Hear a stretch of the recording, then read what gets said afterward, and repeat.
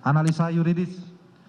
Berdasarkan fakta-fakta tersebut di atas, maka sampailah kami pada pembuktian mengenai unsur-unsur tindak pidana dari pasal yang kami dakwakan terhadap terdakwa, di mana berdasarkan fakta hukum yang terungkap di persidangan, perbuatan terdakwa termasuk dalam pelanggaran pasal 340 KUHP junto pasal 55 S 1 ke 1 KUHP dengan unsur-unsur sebagai berikut.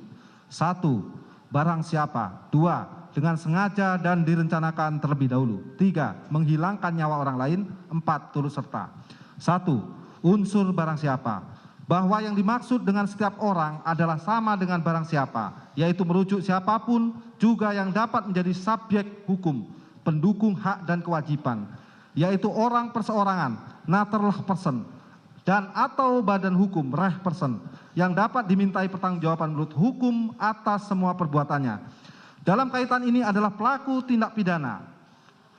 Unsur setiap orang di sini adalah manusia, baik laki-laki maupun perempuan yang mempunyai hak dan kewajiban, subjek hukum, tidak cacat mental atau jiwa, tidak terganggu ingatannya, serta tidak tergolong ke dalam kelompok orang-orang yang dalam bertindak atau berbuat diklasifikasikan sebagai alasan pemaaf atau alasan pembenar yang dapat menghapuskan hak penuntutan sebagaimana dimaksud dalam buku 1 bab 3 KUHP. Profesor Mulyatno mengatakan berdasarkan ajaran pertanggungjawaban, untuk adanya kemampuan bertanggung jawab maka harus memenuhi 2 hal sebagai berikut. 1.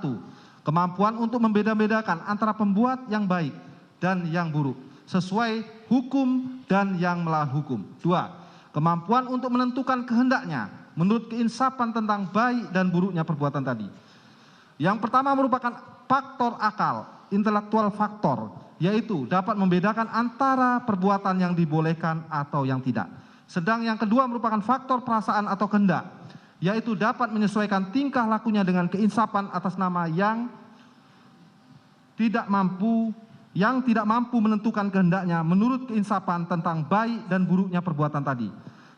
Dia tidak mempunyai kesalahan, jadi unsur kesalahan erat hubungannya dengan unsur pertanggungjawaban di atas.